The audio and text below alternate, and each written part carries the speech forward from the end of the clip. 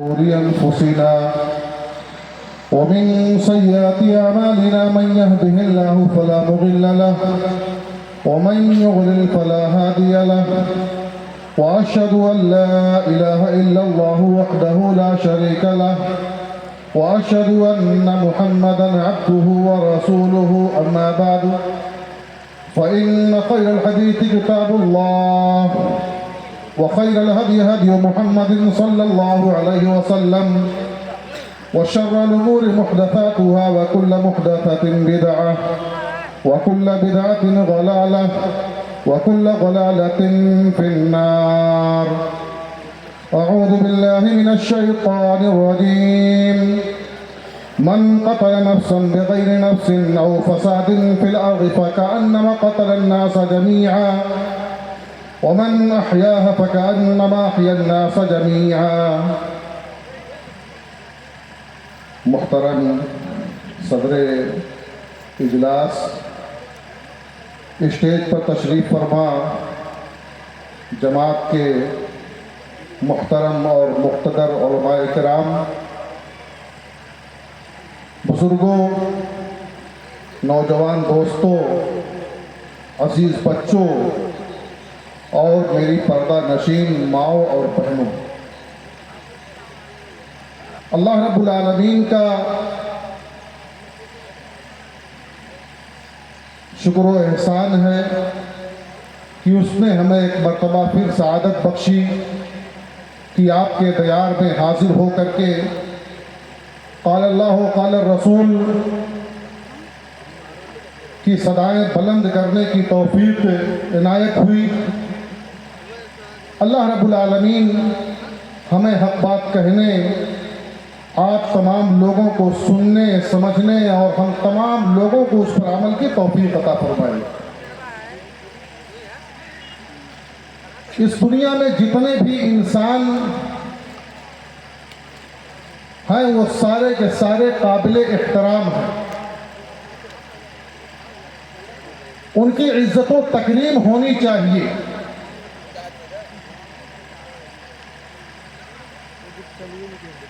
ہر انسان کو حسب مراتب حقوق ملنے چاہیے اور ان کا احترام ہونا چاہیے.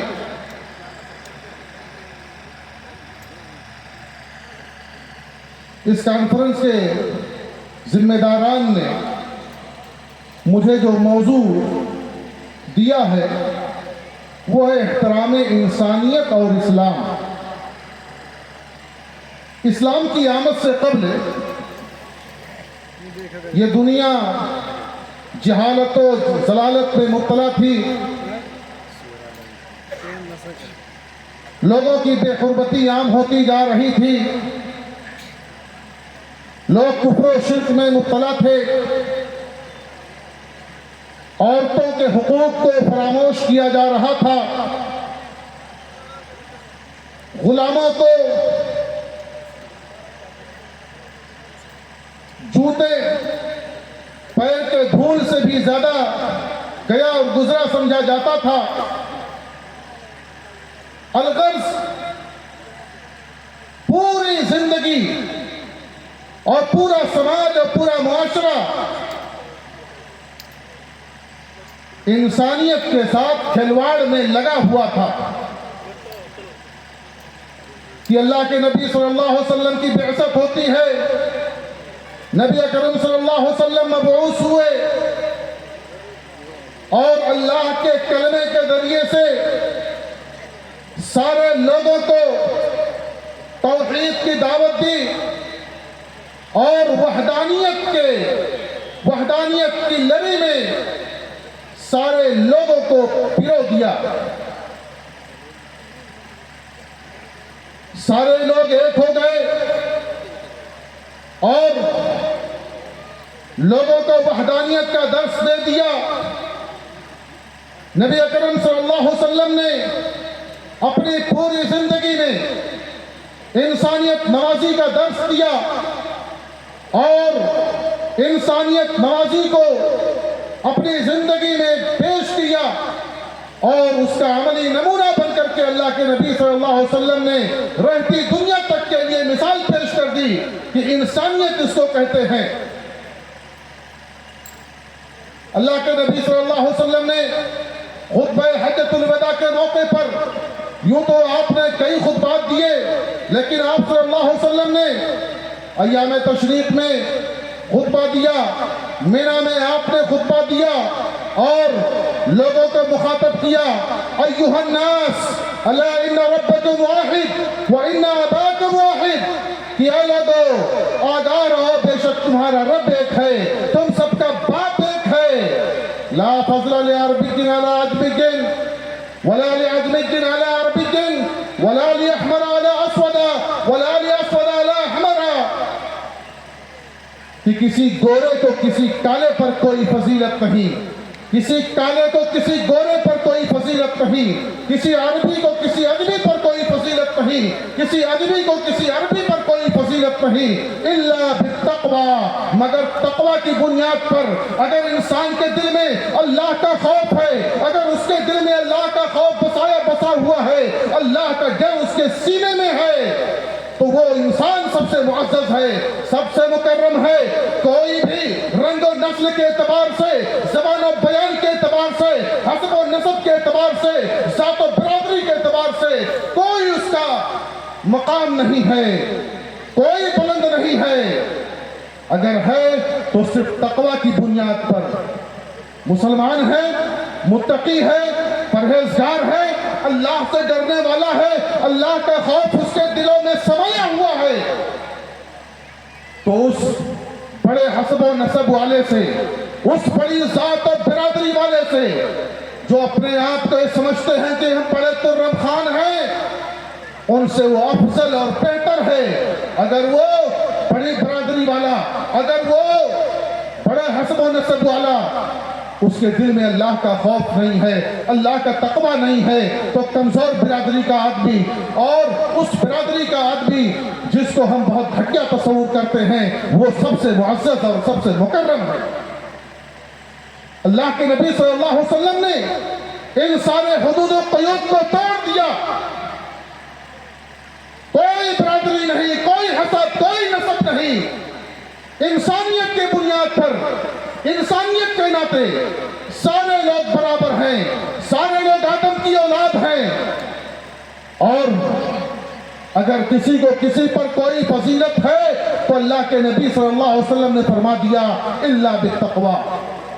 اسی طرح سے اللہ رب العالمین نے قرآن مجید میں ارشاد فرمایا ان اکرمکم عند اللہ اتقاکم، تم میں سب سے معزز وہ ہے، سب سے مکرم وہ ہے جس کے دل میں اللہ کا خوف بسا ہوا ہے، اللہ کا ڈر بسا ہوا ہے، رنگ و نسل کے اعتبار سے نہیں، حسب و نسب کے اعتبار سے نہیں، برادریوں کے اعتبار سے نہیں، کسی ملک میں رہنے کے اعتبار سے نہیں۔ اگر صاحب فضیلت ہے، اگر وہ افضل ہے، تو صرف اس بنیاد پر کہ اس کے دل میں اللہ کا خوف اور اللہ کا ڈر بسا ہوا ہے۔ اللہ کے نبی صلی اللہ علیہ وسلم نے دعوت پیش کی، باہم لوگ شیر و شکر ہو گئے، اور صحابہ کرام رضی اللہ تعالیٰ عنہم اجمعین نے احترام انسانیت کا وہ عملی نمونہ پیش کر دیا کہ رہتی دنیا تک کے لیے مثال بن گئی۔ اللہ رب العالمین نے قرآن مجید میں ارشاد فرمایا من قتل نفسا بغیر نفس او فساد فی الارض فکأنما قتل الناس جميعا، جس نے کسی بھی انسان کو ناحق قتل کر دیا بغیر اس کے کہ اس نے کسی جان کا قتل کیا تھا، بغیر اس کے کہ اس نے زمین میں فساد مچایا تھا، اگر کسی نے کسی انسان کو ناحق قتل کیا فَكَأَنَّمَا قَتَلَ النَّاسَ جَمِيعًا، تو گویا کہ اس نے پوری انسانیت کا قتل کر دیا۔ ایک آدمی کا قتل، ایک آدمی کا ناحق قتل کرنا پوری انسانیت کے قتل کے مترادف ہے، گویا کہ اس نے پوری انسانیت کا قتل کر دیا۔ معلوم ہوا کہ اگر کوئی شخص کسی کو ناحق قتل کرتا ہے تو گویا کہ وہ پوری انسانیت کا قاتل ہے۔ اس کے ذریعے سے اللہ رب العالمین نے پیغام دیا کہ कि इंसानियत का एहतराम होना चाहिए, इंसानियत का अदब होना चाहिए, इंसानियत का सम्मान होना चाहिए, मानवता को तस्लीम करना चाहिए। आज पूरी दुनिया इस्लाम के खिलाफ जहर उगल रही है। हमें बताने की जरूरत है कि इस्लाम तो ऐसा धर्म है, इस्लाम ऐसा मजहब है जो एहतराम सिखलाता है, जो एहतराम की दावत देता है। वो इंसानों ही को नहीं बल्कि जमादात को, हैवानात को, उनका भी एहतराम करना सिखलाता है। अल्लाह के नबी सल्लल्लाहु अलैहि वसल्लम जवामिउल कलिम दिए गए थे। अपनी बात निहायत ही मुख्तसर अंदाज में, निहायत ही जामियत के साथ कह दिया करते थे। अल्लाह के नबी सल्लल्लाहु अलैहि वसल्लम ने उम्मत को एक तोहफा दे दिया, ला ज़रर वला ज़रार फिल इस्लाम। इस्लाम में किसी को तकलीफ पहुंचाना, खुद को तकलीफ पहुंचाना, दूसरे को तकलीफ पहुंचाना दुरुस्त नहीं है। ना तो इंसान खुद को कोई तकलीफ पहुंचाए, जानबूझ करके कोई तकलीफ पहुंचाए, अनजाने में ना तो किसी को कोई तकलीफ पहुंचाए और ना तो खुद को तकलीफ पहुंचाए और ना ही किसी दूसरे इंसान को जानबूझ करके या अनजाने में कोई तकलीफ पहुंचाए। ये इस्लाम ने उसूल मुतय्यन कर दिया। इस उसूल के जरिए से अगर हम इस उसूल पर अमल कर लेते हैं तो हमारी जिंदगी खुशगवार हो जाएगी। हम ना तो खुद अपने आप को कोई तकलीफ पहुंचाएं, ना अपने आप को हलाकत में डालें, ना दूसरे को हम हलाकत में डालें, ना हम दूसरे को परेशान करें। ऐसा कोई काम ना करें जिसकी वजह से इंसानियत खत्म हो जाए, इंसानियत मर जाए। ऐसा काम हमें नहीं करना है। खुद को भी बचाना है और सामने वाले को भी बचाना है, अपने साथी को भी बचाना है। ये इस्लाम की तालीम है। इस्लाम ने खुदकुशी करने के सिलसिले में सख्ती के साथ मना किया। कोई खुदकुशी नहीं कर सकता है, कोई अपने आप को हलाक नहीं कर सकता है। आप परेशान हैं, अल्लाह से मांगिए, अल्लाह से रुजू कीजिए, अपने अमाल का जायजा लीजिए, हिसाब कीजिए कि हम क्या कर रहे हैं, हमारे अमाल कैसे हैं, मुहाफजा कीजिए अपना और अल्लाह रब्बुल आलमीन से मांगिए, अल्लाह से सवाल कीजिए, अल्लाह के सामने रोइए, गिड़गिड़ाइए, अपने आप को खत्म करने की कोशिश ना कीजिए। अल्लाह रब्बुल आलमीन ने फरमाया वला तुल्कू बिअयदीकुम इला तहलुका, तुम अपने आप को हिलाकत में ना डालो, अपने आप को परेशानियों में ना डालो। बीड़ी सिगरेट पी करके अपने आप को हलाक ना करो, अपने आप को हलाक ना करो, दूसरों को हलाकत में ना मुब्तला करो, उसके धुएं से दूसरे को तकलीफ ना पहुंचाओ। तंबाकू खा करके, नशाखोरी करके तुम किसी भी शख्स को, खुद अपने आप को और दूसरों को तकलीफ ना पहुंचाओ। यानी आदमी जब नशाखोरी करता है तो अपने आप को हलाक करता है, अपने आप को बर्बाद करता है, अपने आप को मौत के मुंह में पहुंचाता है। अल्लाह रब्बुल आलमीन ने कहा वला तुल्कू बिअयदीकुम इला तहलुका, अपने आप को हलाकत में ना डालो, अपने आप को बर्बाद ना करो। इस जिंदगी की बड़ी कीमत है। और अल्लाह के नबी सल्लल्लाहु अलैहि वसल्लम ने फरमाया कि जो शख्स इस दुनिया में अपने आप को हलाको बर्बाद कर लेता है किसी पहाड़ से गिरा करके या किसी और चीज के जरिए से, तो अल्लाह ताला क़यामत के दिन उसको ऐसे ही लौटा देगा। और जिसने किसी भी चीज के जरिए से अपने आप को तकलीफ में मुब्तला किया, अपने आप को हलाको बर्बाद कर लिया, तो क़यामत के दिन अल्लाह रब्बुल आलमीन उसके जरिए से उसको हलाक करता रहेगा। यानी वो बराबर ही समझ में रहेगा कि अपने आप को हलाको बर्बाद करता रहे।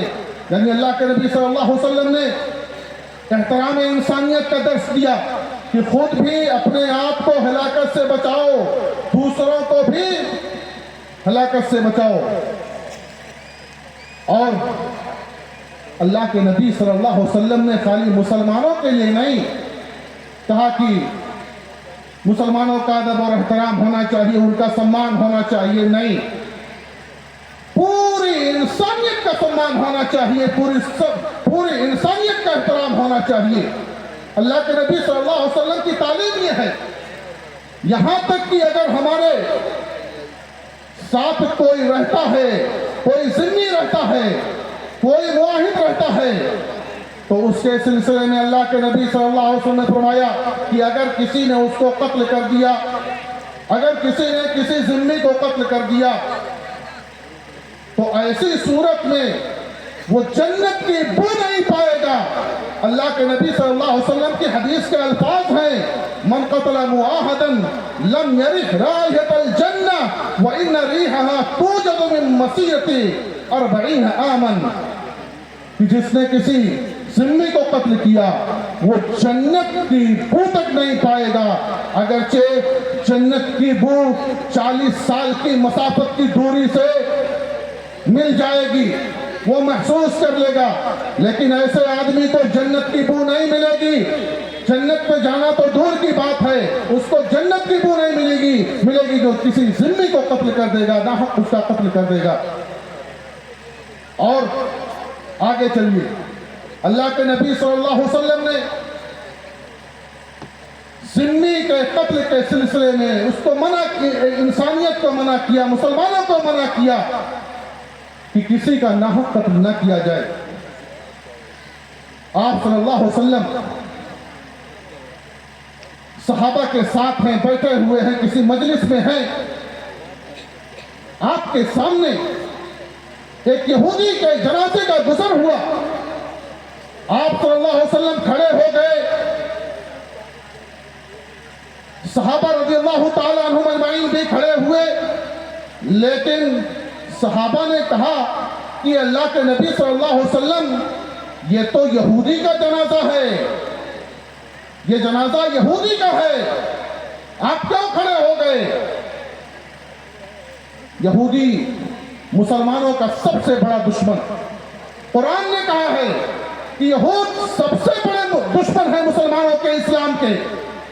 उस इस्लाम के सबसे बड़े दुश्मन के जनाजे को देख करके नबी अकरम सल्लल्लाहु अलैहि वसल्लम खड़े हो रहे हैं, सहाबा भी उनका साथ दे रहे हैं। और जब सहाबा ने एतराज किया तो अल्लाह के नबी सल्लल्लाहु अलैहि वसल्लम ने फरमाया, मुसलमानों सुनो, अल्लाह के नबी सल्लल्लाहु अलैहि वसल्लम के जुमले को सुनो, अलैसत नफ्सन, क्या वो इंसान नहीं है? इंसानियत का तकाजा है कि उसका एहतराम किया जाए, उसका सम्मान किया जाए। जनाजे की बात आई तो अल्लाह के नबी सल्लल्लाहु अलैहि वसल्लम ने मुर्दों की ताजीम सिखलाई है कि मुर्दों की ताजीम की जाए और उनकी हड्डियां वगैरह तोड़ी ना जाएं। अल्लाह के नबी सल्लल्लाहु अलैहि वसल्लम ने फरमाया, कसरु अज़्मिल मय्यित का कसरही हय्यन, कि मुर्दे की हड्डी का तोड़ना ऐसे ही है जैसे जिंदा आदमी की हड्डी को तोड़ा जा रहा है।